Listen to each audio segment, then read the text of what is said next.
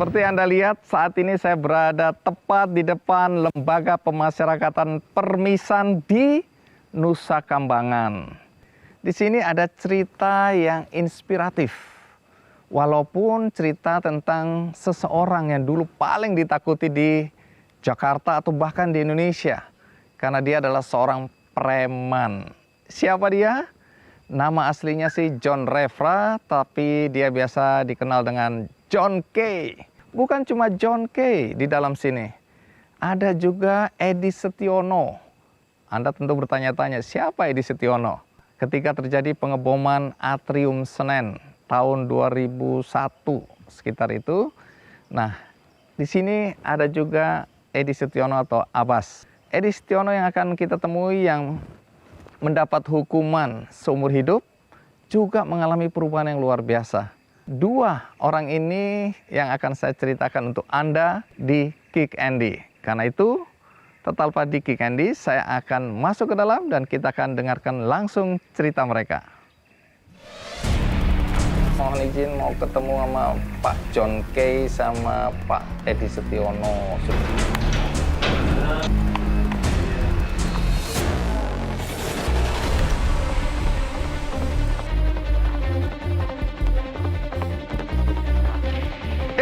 Halo, apa kabar? John K, apa kabar Bung? Sehat, sehat. Aduh, kelihatan sehat ini? Sehat. Iya. Nah, boleh kita ngobrol duduk sini ya? Boleh. Iya. Jadi Anda lahir persisnya di mana? Saya lahir di Maluku Tenggara, di Kei. Saya lahir dari keluarga yang petani. Orang tua saya, bapak saya petani, ibu saya petani. Itu artinya mau bilang miskin atau Ya, tidak miskin? miskin. Oh, miskin. Miskin. Oke. Nah, dan masa kecil saya, ya saya sekolah di SD.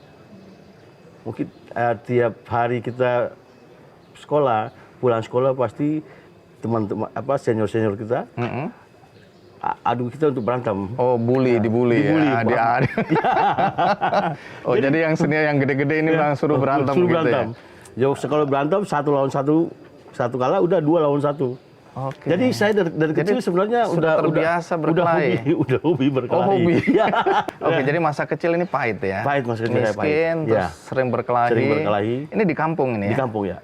Oke.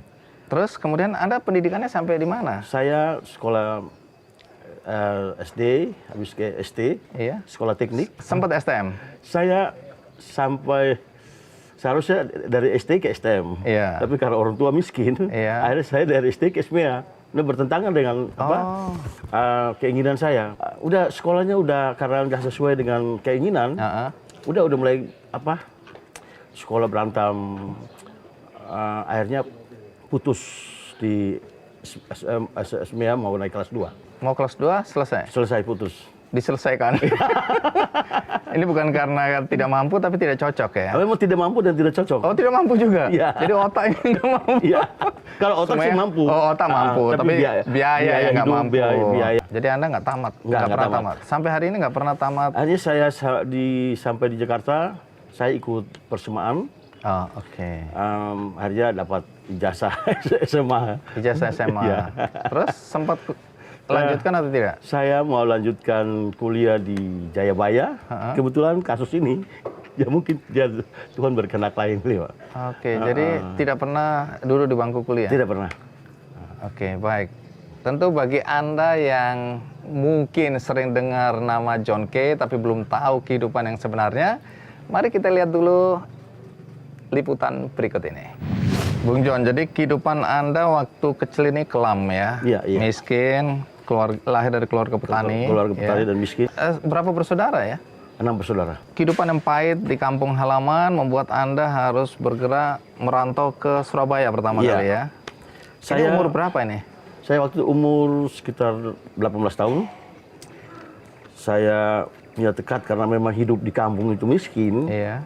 Kalau memang orang miskin kan biasa kan dilihat orang kan hina, direndahkan. Ya? Okay. Nah, di situ saya punya satu tekad bahwa saya harus keluar dari kampung dan saya berhasil saya bisa kembali ke kampung. Oke, terus apa yang dilakukan di Surabaya? Pada saat saya pernah ada kejadian ribut di Tual, jadi habis berantem, orangnya jatuh masalah lain, bawa kantor polisi, mau dibawa ke pengadilan. Jadi pada saat bawa ke kejaksaan, jaksa bilang, "Dek, saya nggak tahan kamu, tapi dipercepat untuk sidang." Nah, waktu saya ditual, saya ada kapal niaga 14 waktu itu. Masuk ke Elat, katanya tujuan mau ke Surabaya. Nah, itu waktu saya sama adik sepupu saya, Becky Resmol. Karena dia ngomong ada kapal mau tujuan ke Surabaya, udah kita ke Elat.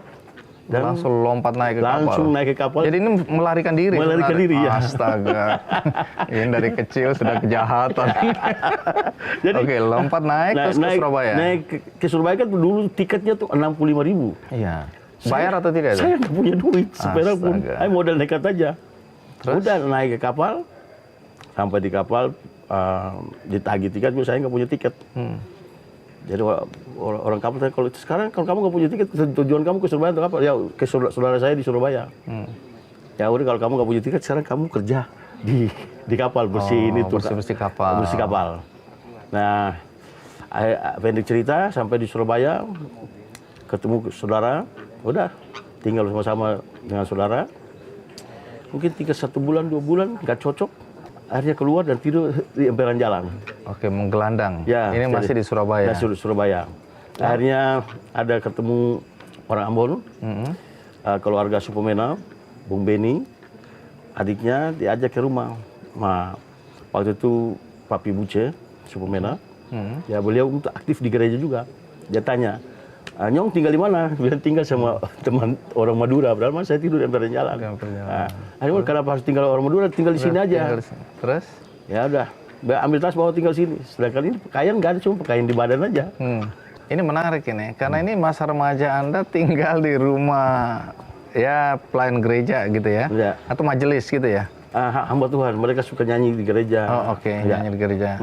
Nah kemudian kan pasti orang bertanya-tanya, bagaimana mungkin kemudian seorang John Kay itu bisa terjebak dalam dunia hitam? Nah ini menarik ini, tapi nanti cerita abis ini. Sekarang kita rehat sinak, ikuti terus Kick Andy. Saya nggak mau bunuh dia, hanya saya cuma mau kasih putus tangan. Astaga. Ternyata di luar dugaan, parang pas kena leher. Satu kali mati.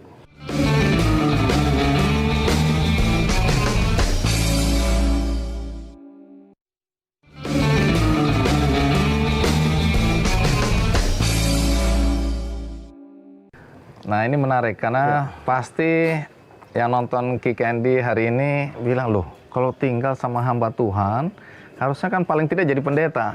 Nah kemudian kok bisa jadi tanda kutip nih preman ya, bahkan preman yang dibilang kejam, preman yang dibilang pembunuh, preman pokoknya segala yang jelek-jelek ada di Bung John. Iya. Bengis. Ya. Memang wajah sih Bung. Oke, jadi sekian lama tinggal di situ, kemudian apa yang terjadi? Nah, saya dari tahun 86 sampai 88 saya di Surabaya, dan saya tinggal sama Papi Bucet. Tiap pagi saya bangun kerja, jam 5, pel, ya, habis itu olahraga. Sore pun begitu. Akhirnya beliau anggap saya seperti anak kandung.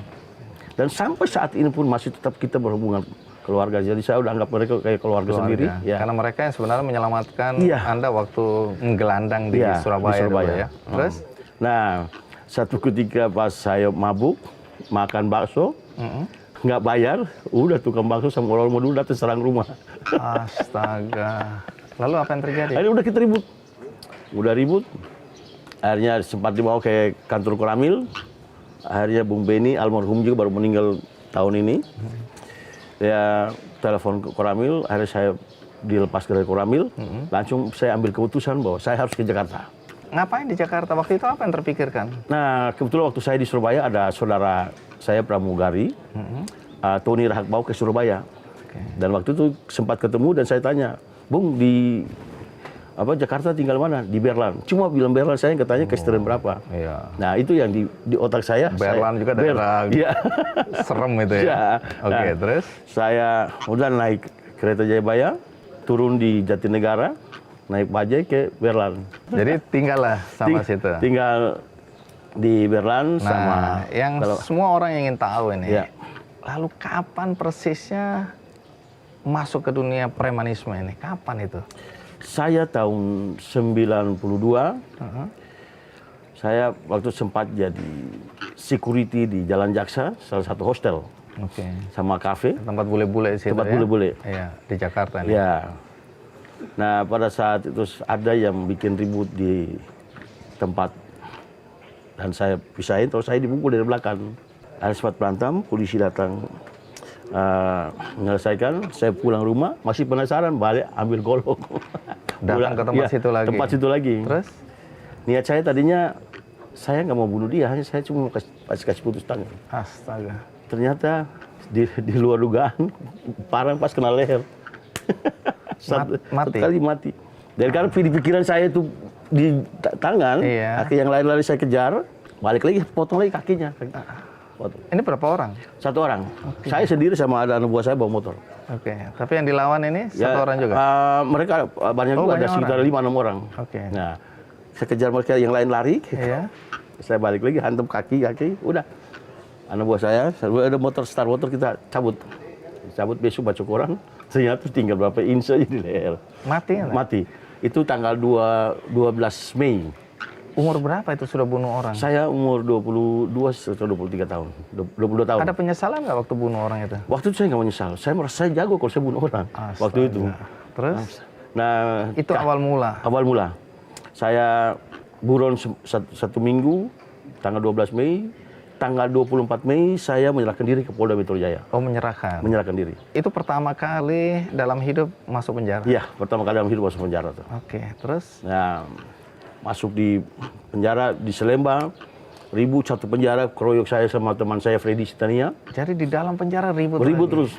Nah, dari Selembang pindah ke Cipinang, ribut lagi karena mereka nggak bisa berhadapan, lagi tidur dihajar. Lagi jalan ditusuk dari belakang, di Cipinang. Nah, setelah bebas dari penjara, nah itu pas keluar tahun 95 itu mulai ada ekstasi. Jadi pertama main ke diskotik ada teman-teman bilang, ini lihat kok orang kayak orang gila semua pada goyang. Nah, ada ayah namanya ekstasi, saya bawa simpan di rumah 1 minggu, saya nggak berani. Tapi karena tiap malam ke disko terus, udah coba. Jadi awal kena narkoba juga di situ. Ya. Nah, kemudian mulai bentuk Angkatan Muda AMK. Itu kenapa bentuk kita? Itu Angkatan Muda KI itu karena dulu waktu kerusuhan di KI, akhirnya ada beberapa teman-teman kita kumpul anak-anak KI untuk mencetuskan bagaimana supaya kita jangan saling curiga, kita bikin satu organisasi supaya kita bisa menyatukan semua rumpun. Nah, muncullah kita bikin organisasi itu dan saya ditunjuk sebagai ketua umum. Dan anggotanya makin lama makin besar, ribuan saya dengar itu ya. Dari sebelum AMK ini muncul, saya kalau tiap malam ke disko tuh pasti ribut. Berantem, ribut di sini, pindah lagi ke sana, ribut di sana. Jadi mungkin hampir tiap malam kalau keluar mesti ribut aja. Kecanduan. Iya, kalau orang lain kan kecanduan. Jadi mulai dari situ nama Bung John ini mulai terkenal ini ya. Iya. Ini ada John K. John K, ya. Padahal nama asli John Refra. John Refra, ya betul. Tapi dikasih nama John K karena asli dari K. Orang tua pernah nggak kasih komentar atau pernah nggak? Atau tahu orang tua bahwa Anda di Jakarta ini preman? Waktu pertama saya keluar dari kampung, itu orang tua saya pesan kalau kamu merantau, yang penting kamu jangan ngerampok, jangan mencuri. Kalau berantem itu laki-laki biasa. Nah, tapi ini semua udah dilanggar ini. Jadi, bagaimana orang tua melihat anaknya begitu? Ya, waktu papa sama mama masih hidup, udah kamu hidup baik-baik aja, nggak usah berantem-berantem lagi. Kan kesian anak-anakmu. Iya. Oh, ini waktu itu sudah menikah ya? Iya. Jadi saya bilang ya, ini kehidupan. Ya mungkin ada waktunya pasti saya akan berubah, tapi ini mungkin belum waktunya. Jadi mama selalu nangis. Saya berpikir kalau saya nggak begitu, saya nggak melakukan. Bagaimana hidup? Bagaimana mau hidup? Saya mau angkat derajat orang tua saya aja. Walaupun dengan jalan yang salah. Iya. Oke, jadi sebenarnya ada perasaan bersalah itu sama orang tua itu ya? Iya, tapi maunya gimana? Itu. Jadi sampai orang tua meninggal, orang tua udah nggak ada ya? Udah nggak ada. Sampai orang tua meninggal pernah nggak ada menjelaskan kepada orang tua kenapa kehidupanku seperti ini? Saya pernah menjelaskan ke mama pada saat waktu saya pulang dan kita makan di meja, dan saya jelaskan saya melakukan ini untuk mengangkat harkat dan martabat keluarga kita aja. Karena jadi orang miskin Jadi orang itu miskin. dihina-hina. Saya nggak mau jadi orang miskin. Cukup saya miskin, tapi jangan anak saya miskin lagi. Komentar mama waktu itu? Mama nangis. Apapun juga ya, namanya seorang ibu ya. Ya. Oke, tapi dia bisa memahami. Ya. Walaupun sedih, tapi ya.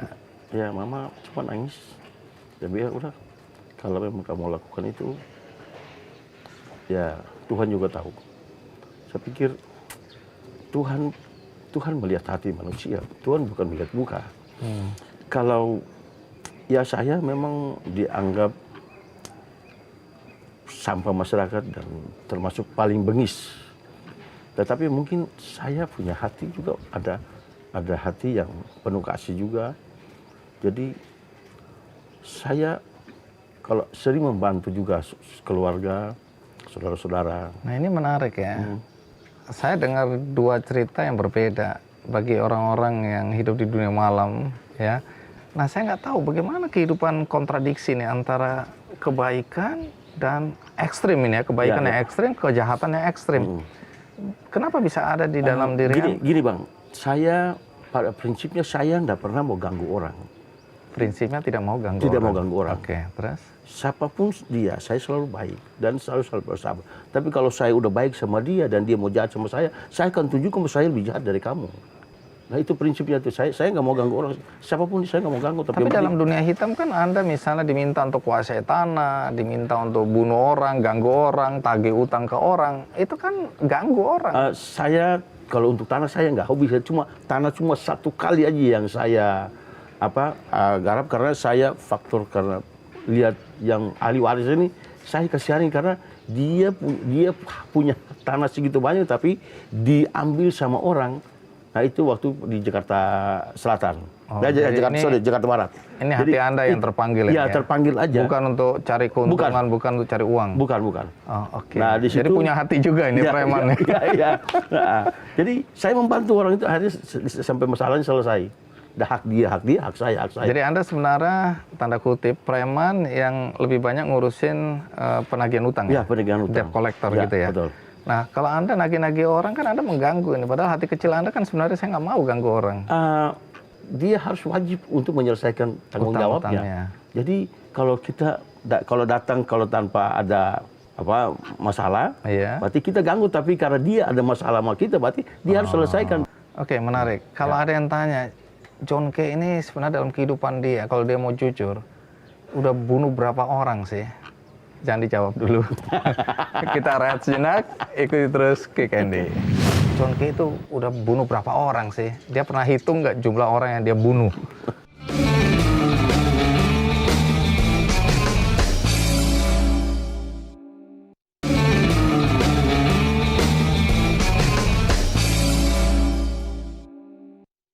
Terima kasih Anda masih bersama saya di acara Kick Andy dan kita saat ini berada di Lembaga Pemasyarakatan Permisan Nusa Kambangan di Jawa Tengah. Dan di hadapan saya masih ada John Kay, preman yang selama ini paling ditakuti, dianggap bengis, preman yang dianggap banyak membunuh orang, tidak ada belas kasih, tapi tadi Anda dengarkan juga ada kontradiksi antara ekstrim kejahatan dan ekstrim kebaikan. Dan ini ada di dalam diri Bung John Kay. Ya. Nah, kalau ada yang tanya misalnya, John Kay itu udah bunuh berapa orang sih? Dia pernah hitung nggak jumlah orang yang dia bunuh? Bunuh ini pasti peristiwanya macam-macam, bela diri, bisa juga memang terpaksa, bisa juga dengan sengaja. Kalau ada pertanyaan seperti itu, Anda bisa jawab nggak? Saya bisa jawab dan bisa tidak juga. Oke. Ya, kalau bisa jawab mungkin ya lebih dari satu iya. Lebih dari satu? Iya. Oke. Bisa 100, bisa 200. Oke, itu masa lalu ya, kelam ya. Apapun yang terjadi dalam hidup Anda. Nah, saya kan datang ke sini karena saya menonton itu. Bagaimana kesaksian Anda dari dalam penjara tentang perubahan yang luar biasa. Ketika saya tunjukkan ke teman-teman, banyak yang nggak percaya, bohong itu. Mana mungkin John Kay berubah? Mana mungkin preman yang bengis, yang sadis itu bisa berubah? Tapi saya kan penasaran. Iya. Karena di dalam situ Anda jelaskan bahwa Anda bahkan mengimbau teman-teman yang masih ada di luar, yang masih melakukan kejahatan, ayo kita berubah. Nah, tentu semua orang ingin tahu ini, apa yang membuat Anda berubah? Nah, itu mungkin berapa tahun lalu saya ditempatkan di High Risk Batu. Oke, di LV Batu situ Di ya. LV Batu. Iya. Nah, Itu security-nya maksimum banget ya, super maksimum bahkan ya.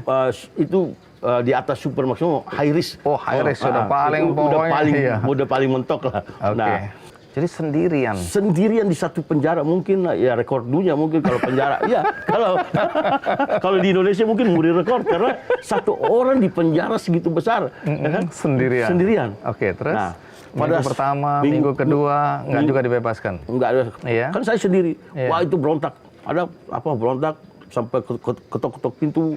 Teriak, oh pegawai bla bla bla bla bla bla. Nah, Nggak ada yang tolong, nggak ada yang peduli. nggak ada yang peduli sama sekali. Udah ketok pintu, bla bla bla, ketok. Itu ada suara bisikan. Kamu ketok sampai tuli juga, mereka nggak anggap. Nah, kebetulan waktu itu Pak Yohanes itu kasih benadik sini, bawa Alkitab, dan saya ambil Alkitab. Saya berdoa dan baca. Pertama saya belum mengerti. Apa ini baca ini Alkitab? Nah, habis itu teriak-teriak lagi, teriak. Wah, nggak ada pun. Nah, sekali ketok-ketok sampai ada mungkin sekitar 1 jam ketok pintu tuh pakai itu, tangan keluar dari ketok pakai slotnya, tok. Itu baru ada suara bilang, kamu ketok sampai capek pun mereka nggak peduli. Mendingan kamu berdoa ambil Alkitab baca. Oke, jadi ada suara bisikan Ya. seperti itu. Terus? Akhirnya nanti sebelum waktu baca Alkitab itu iblis. Memang kalau iblis kalau lihat kita kalau lagi galau, itu memang mereka senang sekali. Masuk dia. Masuk dia langsung bilang, udah John Kay, ngapain lu sendiri sini? Bunuh diri aja kamu. Oh, jadi ada bisikan Iya, bunuh itu diri jelas. seperti itu. Itu jelas sekali. John Kay, kamu ngapain? Benar bunuh diri aja. Terus? Tapi saya langsung thinking, dalam nama Tuhan Yesus nyala iblis. Kalau saya mati masuk surga. Saya nggak mau mati masuk neraka. Nah, dari situ saya ambil Alkitab, saya baca. Nah, mulai dari situ saya udah nggak ketok-ketok pintu lagi. Udah nggak teriak lagi. Ambil Alkitab, baca. Pas saya ketemu Injil Matius pasal 6 ayat 33. Isinya apa itu? Isinya, carilah dahulu kerajaan Allah dan kebenarannya, maka semuanya itu akan ditambahkan kepadamu. Saya stop, saya renungkan. Carilah dahulu kerajaan Allah dan kebenarannya, maka semuanya itu akan ditambahkan kepadamu. Berarti saya di dunia semua orang udah kenal saya. Tapi dengan ayat yang ini saya renungkan, berarti saya harus melayani Tuhan dong. Saya harus mendekatkan diri dengan Tuhan. Berarti semua akan ditambahkan, berarti bisa ditambah rezeki, ditambah umur panjang, ditambah kesehatan, semuanya. Yang penting harus kita mendekatkan diri dengan Tuhan, komunikasi dengan Tuhan terus. Nah, ayat itu yang bikin saya harus ambil keputusan bahwa saya sekarang cari kerjaan surga, bukan duniawi lagi. Ini setelah berapa lama di dalam waktu itu? Saya setelah 1 bulan lebih, udah mau 2 bulan. Baru kemudian ketemu ayat ini. Ya. Langsung dek gitu ya. Saya langsung renungkan ayat ini. Terus sesudah itu apa yang terjadi? Dari situ saya berdoa terus. Dan setiap saat saya lepas Alkitab itu mungkin saya makan dan mandi. Selebihnya? Selebihnya baca Pegang Alkitab terus, pegang terus. Lalu, Jadi hafal seluruh ayat di dalam itu. Ya ada beberapa ayat yang hafal. Oke, tapi ayat itu yang paling menyentuh menyentuh saya. Membuat Anda berubah. Iya, dan saya komitmen bahwa saya harus berubah dan saya harus cari kerjaan surga. Terus sesudah itu perubahan apa yang Anda perlihatkan? Nah, setelah saya dan saya paling takut setan. Sama gitu. Mereka juga takut ini. Saya paling takut setan, Bang. Oke, terus? Jadi pada saat saya sendiri waduh, Jadi pagi malam. ini lucu nih, preman juga penakut ya. Oke, takut setan ya. Terus? Setelah saya baca firman, baca, pas ketemu satu ayat bahwa roh yang ada di dalam kamu lebih besar daripada roh yang ada di dalam dunia ini. Oke, itu maknanya apa? Artinya apa itu? Berarti artinya bahwa saya ini lebih besar daripada roh yang ada di dalam dunia. Berarti setan maupun apapun, berarti saya lebih besar. Kenapa harus saya takut sama dia? Terus? Dari situ saya pikir saya lebih besar kok. Setan yang takut sama saya, bukan saya takut sama setan. Oke. Nah, dari situ meyakini saya bahwa setan kamu takut sama saya, bukan saya takut sama kamu ya, karena roh yang ada dalam saya lebih besar daripada kamu. Nah, itu yang bikin saya sampai detik ini saya nggak takut sama setan lagi. Kalau gitu saya harus baca itu. Sampai sekarang masih takut. Oke, jadi terjadi perubahan yang drastis ya. Iya. Kalau ada orang yang tidak percaya, Ini kan Anda preman ini, mana mungkin. Di luar sana pasti bilang, alah John Kay nggak mungkin. Ini preman tuh sampai mati dia akan jadi preman. Apa yang bisa meyakinkan kita semua bahwa Anda betul-betul bertobat, betul-betul berubah? Saya itu semua masyarakat mereka punya hak untuk menilai saya, untuk terserah. Tapi waktu yang akan berbicara, waktu yang akan menentukan bahwa John Kay itu berubah cuma pura-pura atau dengan sungguh-sungguh. Iya. Nah, tapi kemudian dipulangkan ke sini. Perubahan apa yang terlihat? Nah, saya ketemu Pak Kalapas. Saya bilang, Pak, kalau Bapak percayakan saya ditunjuk sebagai koordinator kebersihan. Saya akan buat LP ini jadi bersih. Pak Kalapasnya responnya sangat positif. Oke, percaya ya? Ya, dia percaya dan itu saya buktikan bahwa itu waktu pertama belum ada anak-anak buah saya sendiri.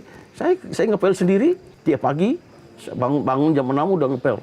Nah, setelah saya ketemu Pak Kalapas memberikan apresiasi ke saya cari anak-anak tamping kebersihan.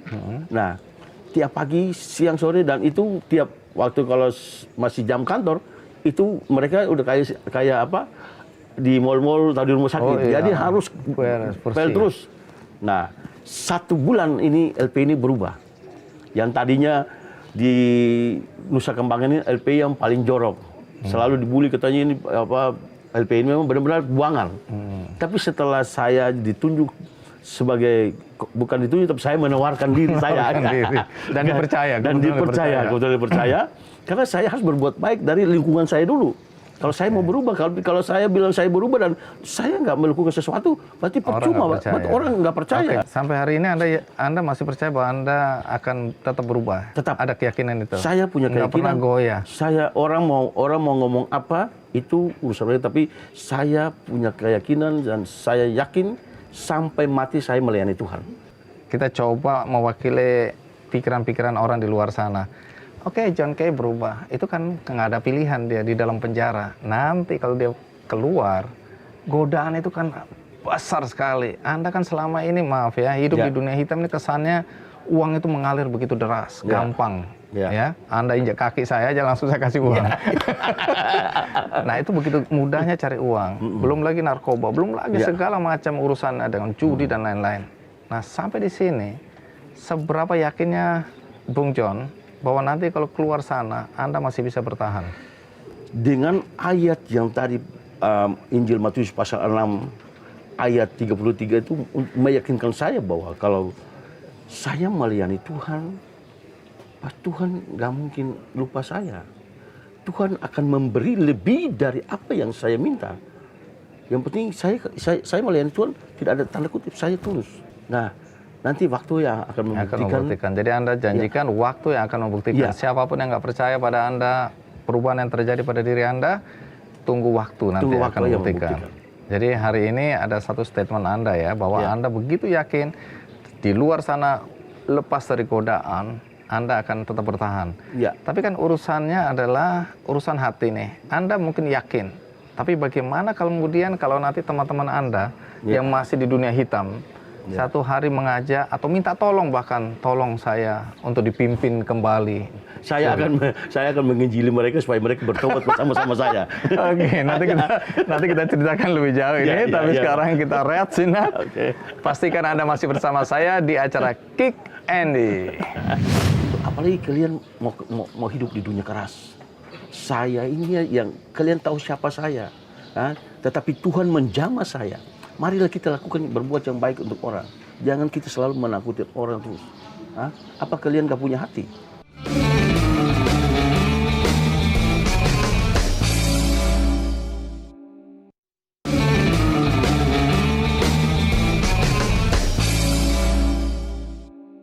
Iya, Bung John, walaupun tadi Anda ketawa-ketawa bilang, kalau ada teman-teman yang masih di dunia hitam datang ngajak lagi, tolong kami dipimpin lah. Kami ini kurang gagah sekarang ini, sering kalah kalau berantem sama preman. Nah, ini kan godaan, mungkin bukan pemaksaan, tapi mereka berharap Anda memimpin mereka lagi. Terus Anda memang guyon bilang, oh nanti saya akan khotbah di situ, saya ajak mereka kembali ke jalan Tuhan. Ini kelihatannya bercanda, tapi bagaimana Anda meyakinkan teman-teman nanti? Sementara mereka udah hidup enak, tanda kutip, dapat uang banyak. Ya, pada prinsipnya hidup ini kan pilihan. Jadi kalau saya udah ambil pilihan bahwa saya harus mencari kerjaan surga, siapapun nggak bisa mempengaruhi saya lagi, karena tadinya saya di duniawi saya udah bosan dan sampai pada puncak udah sebenarnya. pada puncak. Ya? Udah puncak. Kejahatan apa yang belum pernah Anda lakukan kira-kira? udah mentok. Jadi semua orang udah tahu. Dan sekarang saya kalau udah dengan keyakinan saya bahwa saya harus melayani Tuhan, saya harus mencari kerjaan surga, siapapun nggak bisa mempengaruhi saya lagi. Dan mungkin teman-teman ini tinggal saya akan ngomong bahwa oke, untuk apalagi kalian mau hidup di dunia keras. Saya ini yang kalian tahu siapa saya. Tetapi Tuhan menjamah saya. Marilah kita lakukan berbuat yang baik untuk orang. Jangan kita selalu menakuti orang terus. Apa kalian gak punya hati? Saya yakin bahwa kalau mereka dan saya akan berdiskusi dengan mereka tentang firman, yakin bahwa mereka akan hatinya akan berubah. Mungkin kalau mereka punya hati pasti mereka akan berubah. Dan nah, ini setelah mereka lihat, ini kan video Anda udah menyebar kemana-mana nih. Ya. Pasti teman-teman sudah tahu juga perubahan yang terjadi. Ya. Reaksi atau komentar mereka apa ya? Ya, banyak yang sangat mendukung.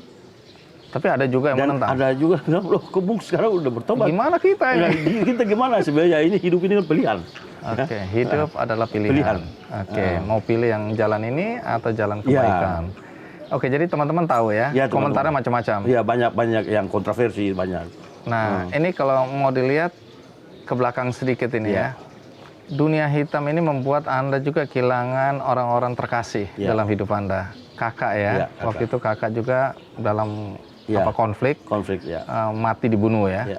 Kemudian adik, kebetulan peristiwanya ada di Metro TV waktu itu ya. Bagaimana dia ditembak lagi main catur ya di daerah Bekasi kalau nggak salah. Di dekat rumah juga. Dekat rumah ya, termasuk yang pemilik warung juga kena tembak. Nah, bagaimana Anda melihat sedikit ke belakang kehilangan orang-orang terkasih dalam hidup Anda, sementara mereka belum melihat Anda berubah atau mereka belum sempat berubah seperti Anda? Hanya saya punya satu keyakinan bahwa manusia lahir itu dan mati itu dengan caranya sendiri-sendiri. Dan mungkin kakak saya yang mati dibunuh, memang takdirnya memang dia lahir dan harus mati dibunuh. Dan adik saya pun memang dia lahir mungkin mati harus ditembak. Kalau saya lahir kalau mungkin mati ditembak, saya udah mati, Pak. Kalau saya lahir mungkin mati di kena parang, saya udah mati ketusuk. Jadi badan saya kena parang, udah pisau, udah peluru, udah. Tapi saya nggak mati. Berarti kan mungkin matinya saya mungkin waktunya caranya berbeda. Ini rahasia Tuhan. Rahasia Tuhan. Jadi apa yang kakak saya maupun adik saya menerima itu, saya pasrahkan bahwa Tuhan yang memberi dan Tuhan juga yang mengambil. Oke. Ada penyesalan nggak kenapa mereka belum seperti Anda? Artinya berubah, mengenal Tuhan, mengenal Yesus itu. Ya. Ada penyesalan nggak atau Anda sudah ikhlas, sudah paham? Saya udah ikhlas. Okay. Udah ikhlas. Memang mungkin itulah jalannya. Itu jalannya mereka. Jadi yang penting bagi saya tidak ada kata terlambat untuk bertobat. Dan itu terjadi hari ini ya? Dan itu terjadi hari ini. Istri dan anak-anak, bagaimana reaksi mereka melihat papanya, melihat suaminya seperti sekarang berubah? Apa reaksi? Istri dan anak mereka sangat senang, sangat sukacita. Mereka tahu saya di penjara, saya bisa ngepel. Nggak percaya tadinya pasti ya? Percaya sampai istri telepon kasih Benadik, oh itu Bung di sini ngepel ini. Tapi, hah? Yang benar ya, di rumah nggak pernah pegang sapu. dan ya mereka senang. Mereka senang semua. Kebetulan anak saya yang pertama udah lulusan Trisakti, ekonomi cum laude. Cum laude. Cum laude. Jadi bapaknya nggak lulus semua. Ya. Dan prinsipnya papa boleh sekolah putus, tapi anak harus pendidikan harus sampai selesai. Ini anak laki perempuan? Anak perempuan. Terus ada anak 5 ya? Iya 5. Yang laki-laki nomor 1 di Jayabaya, ambil hukum juga. Oke. Perempuan yang nomor 3 ambil collection internasional. Wow. Laki-laki nomor 4 ambil hukum di Trisakti. yang 5 masih SMP. Oke, jadi ini Bapak boleh preman, boleh nggak selulus semua ya, tapi anak-anak pendidikan Anda perhatikan betul itu ya? Saya selalu ngomong ke anak-anak bahwa sekarang tugas Papa cari duit. Tugas kalian apa? Belajar dan belajar dan belajar, itu aja. Jangan seperti Papa Jangan nanti. seperti Papa. Ya, cukup batas Papa aja. Karena Papa begini karena keadaan. Tapi Papa mau anak-anak Papa itu harus sekolah, sekolah, dan sekolah, dan sekolah. Karena orang-orang cerdas akan merubah dunia ini, tapi kalau bodoh seperti Papa nggak bisa. Coba ulang kalimat bagus itu tadi. Karena orang-orang cerdas yang bisa merubah dunia ini. Tapi kalau bodoh seperti Papa nggak bisa. Jadi ya puji Tuhan, anak-anak saya pun otaknya juga cerdas-cerdas. Tapi bagaimana, mereka nggak malu atau nggak merasa nggak nyaman punya papa preman dalam hidup mereka gini? Kok bisa mereka sukses ya? Kan biasanya kalau keluarga preman gini kan anak-anak rusak semua. Saya segala-galanya untuk anak.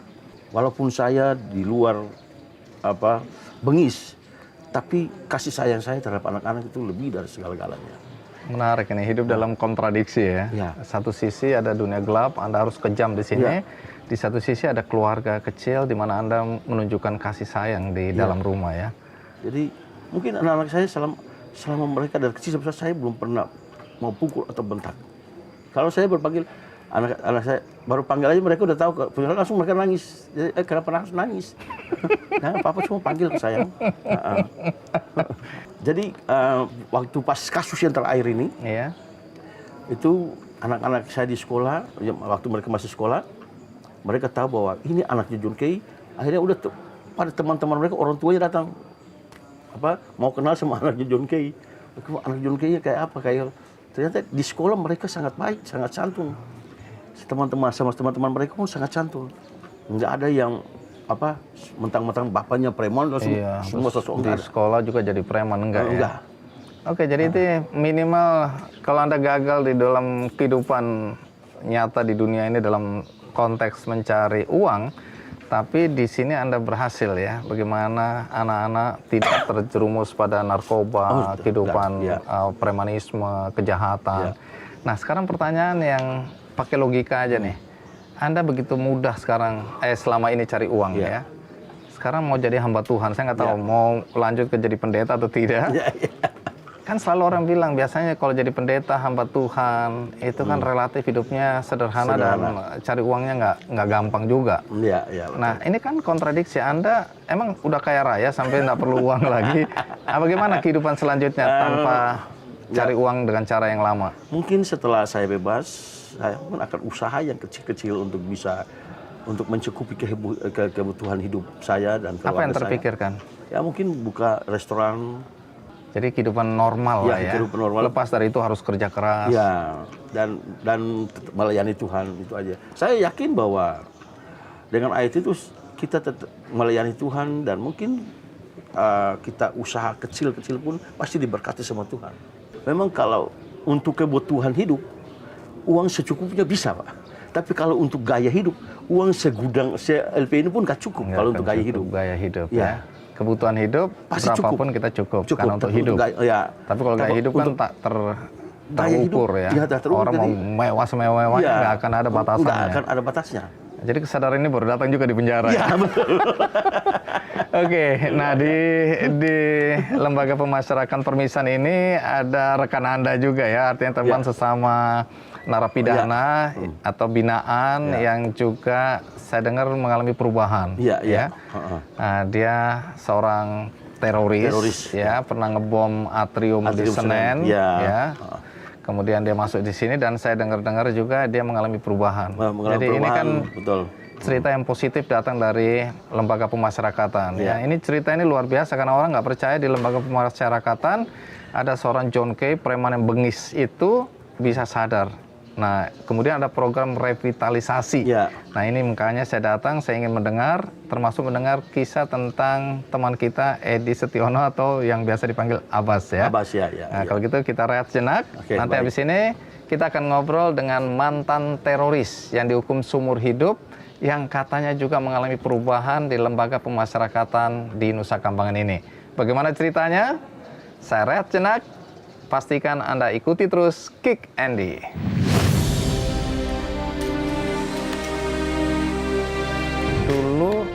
Anda punya pemahaman tentang negara ini seperti apa sehingga Anda kemudian dianggap sebagai teroris?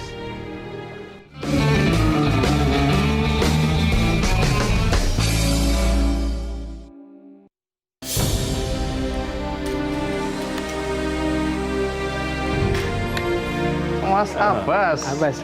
Terima kasih, terima kasih. Gimana, sehat? Alhamdulillah. Aduh, senang sekali ya. Ayo ya, kita ngobrol ya. Ya, silakan. Nah, boleh tahu Anda di sini seumur hidup ya? Saya diputus sama hakim waktu itu MT, Pak. Oh, hukuman mati? Iya, cuman Oke. saya berusaha banding. Iya. Nah, pengadilan tinggi menurunkan jadi ESA. Oke. Jadi seumur saya dituntut hidup. 20 tahun, diputus MT, banding 20 ESA. Sampai sekarang kasasi pun tetap ESA. Oke, jadi seumur hidup di sini ya? Seumur hidup. Jadi udah berapa lama di sini? Saya di Salemba hampir 2 tahun. Salemba Terus 2 tahun. di Cipinang 5 tahun kurang 3 bulan. 2008 tanggal 28 bulan Mei saya pindah ke LP Batu. Sampai 2017. Baru 2008 sampai 2017. Jadi total berapa lama Anda di dalam lembaga pemasyarakatan ini? Sekarang hampir 18, Pak. 18. Keinginan untuk 1 hari bebas itu masih ada atau? Jelas masih. Pasti Pak. masih ya. Upaya hukum apa yang sudah pernah dilakukan? Saya sekarang sedang ngurus perubahan hukuman melalui lapas. Oke. Melalui lapas. Apa perubahan yang Anda harapkan itu? Ya bisa berubah jadi hukuman sementara 20 tahun. Oke. Tapi kalau boleh dibilang dulu Anda punya pemahaman tentang negara ini seperti apa sehingga Anda kemudian dianggap sebagai teroris?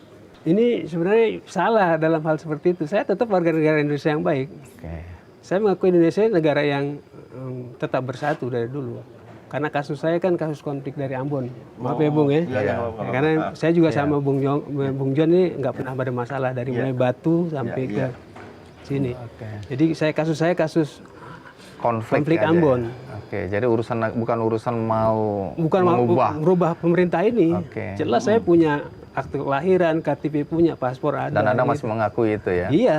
Dan saya nggak pernah mengatakan tidak NKRI dari dulu. Dan saya nggak pernah di Pasir Putih atau di Batu yang orang bermasalah seperti itu. Gitu. Jadi kasus saya jelas kasus dari konflik Ambon. Cuma kesalahan saya akui satu kesalahan, saya bawa ke Jakarta gitu. Nah itu saya kena undang-undang hukum di situ. Tapi sebelum itu, mari kita lihat dulu tayangan berikut ini. Nah, kalau dilihat tadi apa yang Anda lakukan di masa lalu, ya, kemudian Anda 18 tahun di lembaga pemasyarakatan, pindah-pindah dan akhirnya ada di sini. Nah, yang saya dengar juga adalah terjadi perubahan dalam hidup Anda ya. Boleh tahu awal mula perubahan itu terjadi dan apa yang berubah dalam hidup Anda? Waktu saya di LP Batu, saya sering didatangi sama yayasan-yayasan atau dari BNPT, dari mana-mana sering datang. Mereka menceritakan keadaan konflik yang sebenarnya di Ambon, gitu. Ternyata itu ada rekayasa, gitu. Dan memang pada waktu saya di Cipinang pun saya kumpul sama Berti dan teman-teman yang lain dan tidak ada masalah. Tidak ada masalah. Nah, iya, karena memang bukan daerah konflik waktu itu di Cipinang gitu. Jadi memang sudah dari Cipinang pun saya sudah aktif di masjid membina anak-anak gitu. Karena memang dari hati nurani saya ingin tidak mengulangi persoalan-persoalan yang di Ambon itu karena sekarang posisi saya itu bukan daerah konflik gitu. Nah, jadi saya punya aktivitas yang positif mulai dari Cipinang sebenarnya, bukan setelah di sini. Di Cipinang. Di Cipinang saya membina anak-anak supaya anak itu memberikan satu perubahan dalam kehidupan mereka. Apa saja yang Anda lakukan untuk memperbaiki hidup dan mungkin kesalahan masa lalu? Ya artinya kita tidak membuat masalah lah di LP. Mengajak teman-teman, memotivasi teman-teman supaya tidak mengulangi satu kesalahan yang sama. Saya bilang. Banyak teman-teman sering bertanya curhat sama saya seperti itu. Saya bilang jangan sekali-kali kalian mengulangi satu kesalahan yang sama. Seperti kita berjalan dalam satu jalan yang berlubang, lantas kita akan masuk lagi jalan itu lagi terus masuk lubang lagi, itu berarti kita orang bodoh. Saya bilang gitu. Itu yang sering saya motivasi sama teman-teman. Biasa Anda sampaikan di situasi seperti apa ini? Saya kadang-kadang suka jalan sambil teman-teman suka bertanya sambil ngobrol-ngobrol gini. Nggak di forum, nggak ada di forum di sini. Memang kita nggak pernah mengadakan forum kecuali orang yang belajar Iqra gitu. Jadi Anda melakukan pendekatan individual ini ya? Seperti kayak di kamar kita kan, satu kamar sekitar 19 orang. Itu bukan teman-teman terorisme, bukan. Ya. Dari segala unsur ada. Narkoba, kriminal, semuanya ada, pembunuhan juga ada gitu. Jadi mereka sering, kita dianggap ustadz gitu kan. Padahal bukan gitu, cuman kita ngerti sedikit gitu. Iya, Kita iya. sampaikan apa yang kita pahami itu gitu. Jadi pelajaran apa yang paling berharga yang Anda dapatkan ketika hidup dari penjara satu ke penjara yang lain? Saya bangga Pak berteman dengan orang-orang seperti ini Pak. Kenapa? Saya senang. Karena mereka ternyata hatinya baik semua pada dasarnya. Hatinya baik semua. Baik. Tapi kenapa bisa berada di sini? Jadi teman-teman itu karena lingkungan yang membentuk mereka. Padahal dasarnya seperti contoh teman yang kerja-kerja di sini. Iya. Itu Masya Allah semuanya baik semua itu. Saya tahu dari hati ke hati mereka. Cuma persoalannya kan image di luar itu tentang penjara itu selalu jelek. Iya. Terus berita ini nggak adil. Kenapa saya katakan nggak adil? Iya. Selalu diberitakan LP ini jelek, tempat pengedaran narkoba Iya, segala macam. iya. Padahal itu sebagian kecil aja oknum. Oke. Bukan semuanya. Bahkan segi positifnya lebih banyak daripada negatifnya. Itu yang tidak dilihat dan Itu. tidak diliput. Nggak pernah ada yang Biasa meliput. orang kayak saya ini nyari kesalahan orang Nah, aja. ini alhamdulillah Pak Ani datang ke sini nih. Mudah-mudahan bisa sampai keluar ini berita ini. Ya. Gitu bahwa LP itu tidak seperti yang mereka buat katakan seperti itu, image Oke, jelek gitu. Jadi nggak melulu negatif ya? Tidak. Tapi stigma masyarakat tentang mantan narapidana itu kan melekat terus ya. Pesan Anda kepada siapapun yang menonton acara ini terhadap para mantan napi yang nanti keluar dari sini apa? Ya, pertama saya minta sama masyarakat di luar sana, yang paling utama itu dia bisa menerima dulu bahwa napi ini tidak seperti apa yang mereka bayangkan gitu. Mereka ini semua rata-rata korban gitu. Korban daripada sistem sebenarnya gitu. Mungkin kalau kita bicara lebih luas lagi, sistem ini kan mungkin tidak sampai menyorti pembinaan kepada masyarakat yang kecil, Pak. Terus lapangan pekerjaan juga susah gitu kan. Sehingga mereka rata-rata ini terpaksa semua teman-teman itu berbuat seperti jual narkoba segala macam, ya kan. Pembinaan masyarakat ini kurang gitu. Terutama mungkin ya pemerintah yang harus kita ingatkan gitu kan. Nah kalau Bung John, apa Jadi pesan Anda kalau- bagi masyarakat? Pesan saya kepada masyarakat bahwa napi sekarang ini bukan seperti napi yang dulu lagi. Bedanya apa? Bedanya karena sekarang sistem penjara ini udah berubah. Dan memang kami napi di sini dibentuk untuk bisa layak di masyarakat nanti. Dan saya yakin bahwa ke depan nanti mungkin dengan ada sistem penjara seperti sekarang ini akan merubah dan mengurangi tingkat kejahatan. Jadi betul-betul pembinaan ya? ini benar-benar pembinaan. Oke. Dan narkoba steril. Kalau untuk di Pulau Nusa Kambangan mulai saat ini udah nggak ada sama sekali narkoba. Maupun jangankan narkoba, handphone aja kami udah nggak pakai. Oke. Semua di wartel. Jadi benar-benar ini pembinaan untuk kami bisa dilepas. Kalau memang keluar, kami tetap bisa Artinya sudah siap. diterima di masyarakat dan siap untuk Oke. ya melakukan hal-hal yang positif untuk masyarakat. Nah, Tuhan. terus keluarga gimana keluarga? Alhamdulillah, Anda Pak. punya 3 anak ya? 3 anak putri semua. Putri semua. Bagaimana mereka melihat ayahnya ini? Ya dia pikir saya nggak salah, dia bilang katanya baik. Karena Jadi ada keyakinan mereka bahwa ayahnya tidak salah ya? Iya. Oke, kalau Bung John, sebelum saya tanya Anda ingin jadi apa atau melakukan apa setelah keluar dari sini, yang saya ingin tahu juga, Ya. soal dendam ini apa bisa hilang atau masih melekat terus? Memang waktu saya belum baca Alkitab, itu memang saya dendam sekali. Tetapi setelah saya baca Alkitab, bahwa ada ayat yang mengatakan bahwa kau harus mengampuni musuhmu, baru kau bisa diampuni oleh Bapa. Nah, sekarang memang itu berat untuk saya lakukan, tapi suka dan tidak suka, mau dan tidak mau, saya harus bisa mengampuni. Baru Tuhan mengampuni saya juga. Kalau saya nggak bisa mengampuni mereka, saya juga nggak diampuni. Oke, terima kasih luar biasa. Saya terinspirasi. Ya, sampai jumpa di luar ya, nggak boleh di sini lagi ya. Ya, betul. Insya Allah saya selalu siap. Ya, sampai ketemu di luar. Kali ini sudah pasti tahun depan ya. Siap, Kita ketemu. Jadi saya mau ke sana, mau lihat kegiatan-kegiatan mereka. Silakan. Tapi sebelum itu kita rehat sejenak. Ya. Ikuti terus apa yang terjadi di LP Permisan Nusa Kambangan ini. Ikuti terus Kick Andy.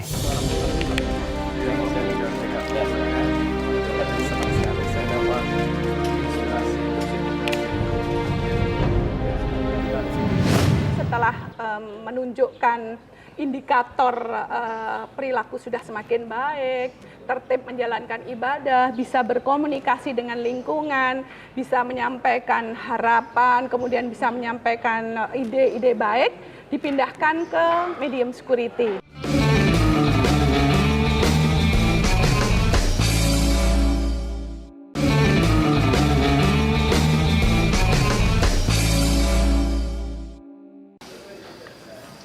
Terima kasih Terima kasih. diizinkan Siap, untuk melihat siap. apa yang dilakukan di dalam sini. Siap. Terima Jadi kasih. apa itu pemahaman Iya. revitalisasi? Intinya revitalisasi ini bagaimana merubah mereka dari yang tadinya melakukan pelanggaran, sadar diri, tobat, kemudian tidak melakukan pelanggaran hukum lagi. Lalu program konkretnya apa itu? Nah ini dalam prosesnya ada 2 model pembinaan, intramural treatment. Apa itu itu? di dalam pembinaan kepribadian yang outcome-nya mereka menjadi lebih baik, sadar, tertib, menjalankan ibadah dan seterusnya. Kemudian pembinaan kemandirian. Nah ini pembinaan kemandirian. Kemudian setelah menunjukkan indikator perilaku sudah semakin baik, tertib menjalankan ibadah, bisa berkomunikasi dengan lingkungan, bisa menyampaikan harapan, kemudian bisa menyampaikan ide-ide baik, dipindahkan ke medium security. Oke. Di medium security, Di sini ini ya? di sini di lapas ini mereka ditekankan untuk menguasai keterampilan. Nah, Untuk ini bekal hasil keluar. assessment, Oke. betul. Keterampilan apa? Tentu berdasarkan minat bakat yang bersangkutan, kemudian diperkuat dengan pakar yang kita datangkan dari luar atau dari internal jajaran pemasyarakatan. Setelah mereka menguasai keterampilan ini, mereka nanti akan ditempatkan di lapas minimum security. Di sini ada. Oh, yang tadi terbuka ya, betul, bebas di rumah-rumah ya. siap. Nah, di Oke, sana ada level yang makin betul, lama makin di sana mereka nanti hanya menghasilkan produk, baik barang maupun jasa. Jadi setelah kelakuannya baik, berperilaku baik, Iya. kemudian punya keterampilan, berperilaku produktif, ditempatkan di minimum security. Nah, di minimum security aksesnya sudah boleh bertemu dengan keluarganya, tidur dengan istrinya, mohon maaf, bisa menggunakan akses telepon. Dan bisa bercocok tanam saya lihat Bisa tadi di ya. luar, betul, Oke. bisa Ya seperti warga masyarakat biasa aja, cuma bedanya masih di dalam pulau Nusa Kambangan. betul. Nah, kalau yang sekarang depan mata kita apa yang bisa dilihat ini ini? aneka macam pembinaan kemandirian, Iya. pembinaan yang nantinya hasilnya adalah mereka semakin terampil berdasarkan assessment yang dilakukan oleh teman-teman di sini dengan dibantu oleh mitra kerja kita. Ada yang bisa batik, dan batiknya ini sudah ke mancanegara. Ada batik yang sudah menjadi souvenir kami. Ikon ini ya? Ini dia Suketeki namanya. Suketeki, Batik oh, Suketeki. iya. Ini produk dari teman-teman kami dan sudah di boleh lihat ya, Pak? Nah, Suketeki ini sebenarnya ada filosofinya, Apa itu? Ini Suketeki hidup terus walaupun diinjek-injek. Oh iya. Hidup terus dan harus bertahan hidup. Rumput yang bandel. Iya. Terus ini diapakan? Dijual atau? Dijual. Dijual kemana? Dijual ke publik. Kalau ada yang berkunjung terus mau beli, ada tempat untuk membeli. Ada tempat untuk kalau tidak ini. ini dipasarkan di mana aja? Yang pasti di galeri kami di Sarinah ada juga. Kemudian melalui online e-commerce Iya. kita sudah Oh, masuk sudah. masuk ke online Sudah system. online ya? Oh, ini lagi ya? Nah, ini teman-teman. Terus ada apa Nah, lagi ini nih? keset kaki. Ini ada beberapa saudara kita dari luar sana. Dari luar Jadi ya? di Permisan ini medium security ada 24 warga negara asing yang di sini. Ada Jadi di sini ya? iya. Dan ini sudah ada yang diekspor ke Australia. Oh, ini bikin perahu-perahuan. Iya. Jadi keranjang, perahu, semua dari apa? Materi rotan. Materi rotan, Terus kebetulan ini rotan di sini ada plastik-plastik juga ini ya. dari plastik. Stripe itu yang biasa untuk Siap, betul. untuk bungkus kotak-kotak box Iya, gitu. iya, Itu betul. bisa dimanfaatkan Nah, untuk ini untuk, ya. Ya, belanja untuk tempat telur, untuk tempat apa Iya. yang Bahkan mungkin- vas bunga ini bisa Siap, taruh iya, bunga juga. siap. Udah berapa lama ini? Untuk Dilakukan pelaksanaan revitalisasi ini memang dimulai dari Agustus kemarin, tapi sebelumnya sudah ada. Ini di semua LP ya? Sekarang pilot project. Ini jadi pilot project. Oh, ya, di oke. beberapa tempat sudah, tapi campur aduk masih Baik, Bang. baik. Jadi Di sini lebih fokus ada medium ya. security. Pokoknya medium security semua harus bekerja. Wah, ini Ya. bikin oh keranjang. Keranjang apa? Iya, akhirnya nanti jadinya begini nih ya. Ini limbah. Nah, Oh, jadi kalau udah dipotong-potong jadinya kecil. Oh, iya iya. Supaya bisa terpakai, nggak ada ya, yang terbuang. nggak ada yang terbuang Bang Andi. Wih. Nih, keren-keren nih. Ya. Ini bisa untuk tempat. Ya tadi kalau untuk pot bunga keren Iya, juga ini Bang ini Andi. kasih bunga, Iya, betul. ini Baru tempat- untuk souvenir. Iya, Mungkin bahkan nilainya lebih tinggi. Tempat kosmetik juga Ya, bisa. Ya. bisa juga ya. Ah, Dari ini piring alam. ini lumayan ini Iya, buat untuk tempat buah. atau kita buat kalau Nas. yang lebih ringan bisa buat makan yang Iya, nggak usah dicuci iya. piring. Dengan daun dilapisin Iya, daun, betul. daun. Nah, ini juga Wah, bisa untuk tempat ini. bunga, Bunga. untuk ya untuk vas Tuh. bunga, betul. Dari Pinter-pinter juga sepeda-sepedaan. kreasinya ya. Ya, Bu Utami, apa yang Anda harapkan dari masyarakat untuk melihat teman-teman yang sudah mendapat keterampilan, mendapat pembekalan ya? Tentu penerimaan yang tulus, karena mereka adalah bagian dari kita. Melakukan kesalahan kemarin juga mungkin akibat dari kita yang tidak memberikan kesempatan, atau belum memberikan pemahaman yang benar kepada saudara-saudara saya yang ada di lapas rutan. Jumlahnya sekarang 260.000 Bang Andi. Tersebar di 522 lapas dan rutan di 33 provinsi. Sementara kapasitasnya hanya 126.000. Jadi lapas dan rutan bukan tempat terbaik bagi kita. Tapi setelah mereka melalui lapas rutan, menjalani kehidupannya selama beberapa waktu, kami sangat amat berharap kepada saudara-saudara kami yang di luar sana menerima dengan ketulusan. Tidak boleh mereka didiskriminasi, beri kesempatan juga untuk berkontribusi. Jadi mudah-mudahan ini memberikan citra yang berbeda dengan Amin. pemahaman Amin. orang luar tentang lembaga pemasyarakatan. Terima kasih Bang Baik, Andi terima tentunya. kasih. Iya. Kenang-kenangan dari teman-teman di sini. Wah, ini Mohon siapa maaf. yang Ini. ngelukis saya ini? Punya Kick Andy ini. Itu tadi cerita inspiratif dari LP Permisan di Nusa Kambangan. Kita bertemu dengan beberapa tokoh yang katanya jahat, katanya bengis, dan ada juga yang melakukan terorisme, tanda kutip. Tapi kita tadi dengar cerita mereka tentang bagaimana mereka berubah di dalam sini, bagaimana kegiatan juga kita tadi bisa lihat, apa yang terjadi di dalam lembaga pemasyarakatan. Mudah-mudahan dengan demikian stigma negatif itu bisa berkurang, syukur-syukur hapus sama sekali, sehingga kita bisa melihat para mantan napi lebih pada sisi kemanusiaan mereka, bukan pada kesalahan yang mereka sudah pernah lakukan. Semoga cerita kali ini menginspirasi kita semua untuk berbuat baik dalam hidup kita. Tapi sebelum itu, saya ingin berbagi buku juga, judulnya Makin Sedikit Makin Bahagia, 101 kisah tentang mengubah hidup dengan melepaskan apa yang dimiliki. Tidak mudah, tapi mudah-mudahan buku ini menginspirasi kita juga.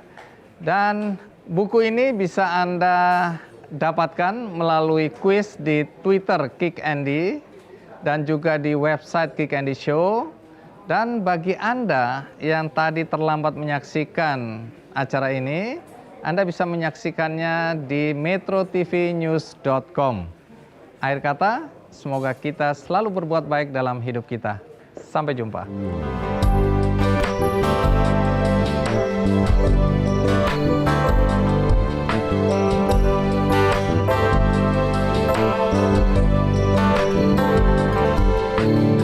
Hari-hari sepi ku lalui,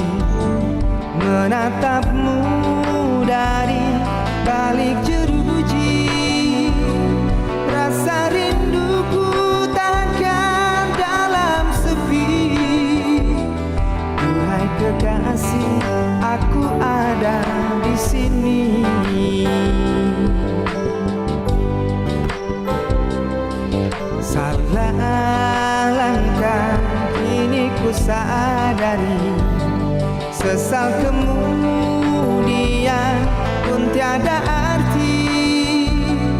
Mohon maaf atas sikapku selama ini, segala salah pastikan ku perbaiki. Metro TV, knowledge to elevate.